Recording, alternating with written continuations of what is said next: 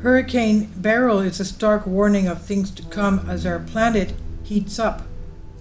Jack Marley from The Conversation reports. When Hurricane Beryl hit the Grenadine Islands July 1st, its 150-mile-an-hour winds and awesome storm surge made it the earliest Category 5 storm, the most destructive grade on the Saffir-Simpson hurricane wind scale the tropical Atlantic has ever seen. Now, an active hurricane season 2024 was forecast well in advance. However, the speed at which Beryl intensified, jumping from tropical storm strength with winds averaging 70 miles an hour to major hurricane status with 130-mile-an-hour winds in just 24 hours, astounded scientists. Beryl is a storm more typical of the heart of hurricane season than of June, and its rapid intensification and strength have likely been driven by unusually warm waters, says Brian Tang, Associate Professor of Atmospheric Science at the University of Albany State University, New York. As the world heats faster due to record fossil fuel emissions, research suggests that there are more unpleasant surprises to come. In a narrow band of the mid-Atlantic Ocean where most hurricanes form, sea surface temperatures are anomalously high. In fact, the ocean's heat content, a measure of how much heat energy is contained in the surface water that hurricanes draw strength from, was close to its average from September to July 1st.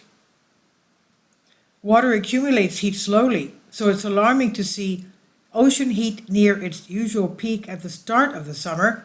If the tropical Atlantic is already producing such storms, what might the rest of the hurricane season hold? A bumper season?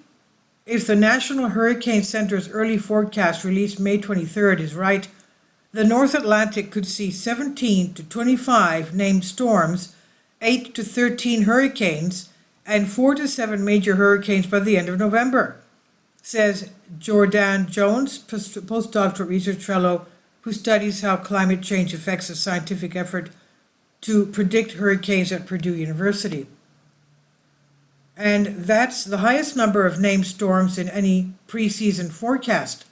Seawater hotter than 26 degrees Celsius, that's 79 degrees Fahrenheit, which is very warm, as you can understand, is the lifeblood of hurricanes. Warm, moist air is another prerequisite, but that's not all these monsters need to reach the limits of their savagery. Consistent winds in the upper and lower atmosphere are also necessary to keep cyclonic storms spinning.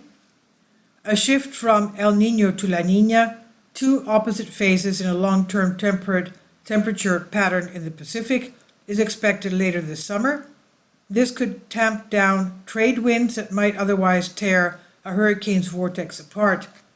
Jones says La Niña may indicate an early start to the season as well as a longer season, as La Niña, along with a warm Atlantic, maintains a hurricane-friendly environment earlier and longer within the year. You might expect global heating to bring more hurricanes, but that's not what research has found so far. According to Ben Clark, University of Oxford, and Friederike Otto, Imperial College London, two scientists who tried to attribute the role of climate change in extreme weather events.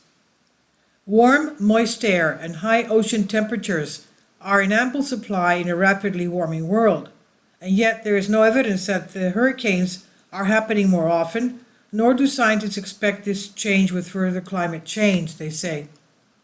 Instead, hurricanes that do occur are more likely to be major storms like Beryl. Conditions for breeding hurricanes will be found further north and south of the equator too, since the ocean is heated rapidly everywhere. The Atlantic hurricanes may form outside of the season, June 1st to November 30th, that people have come to expect them in, and there's also evidence that they are moving more slowly and are increasingly likely to completely stall near the coast, leading to more flooding as more rain is dumped over one place. And this was one reason why Hurricane Harvey, which struck Texas and Louisiana in 2017, was so destructive, Clark and Otto say. The trio of deadly hurricanes, Harvey, Irma, and Maria, that hammered the Atlantic in quick succession that summer gave people little respite.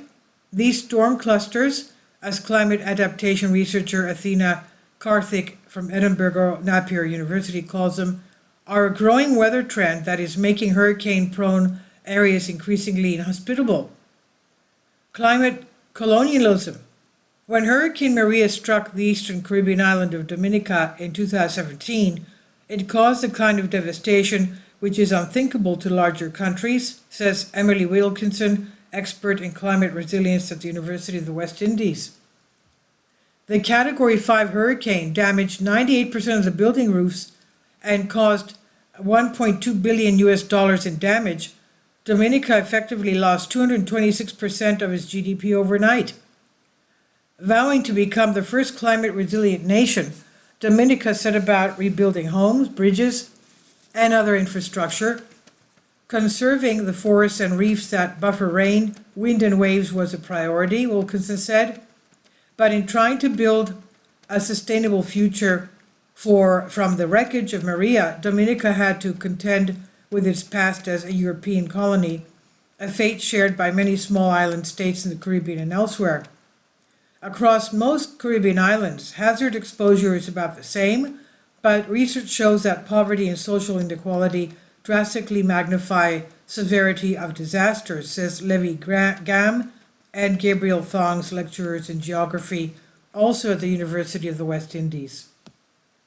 Dominica had a plantation economy imposed on it by the British that squandered the island's productive potential and funneled its wealth overseas, Wilkinson says.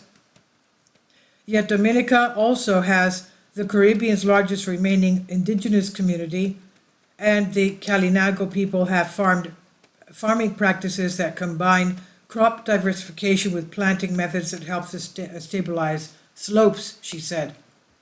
Climate vulnerability states can draw from advantages such as these to navigate an uncertain future, but the experiences of Caribbean islands show how a supposedly historical process like colonialism still claims lives in the present. Mounting storms will add greater urgency to demands for climate reparations to the formerly colonized world from rich countries that have contributed most to the climate problem. And this is from The Conversation under Creative Commons by Jack Marley, Environment and Energy Editor from The Conversation. This is on Science Alert. Please leave your comments and thank you for your support. Finally, support my Patreon account.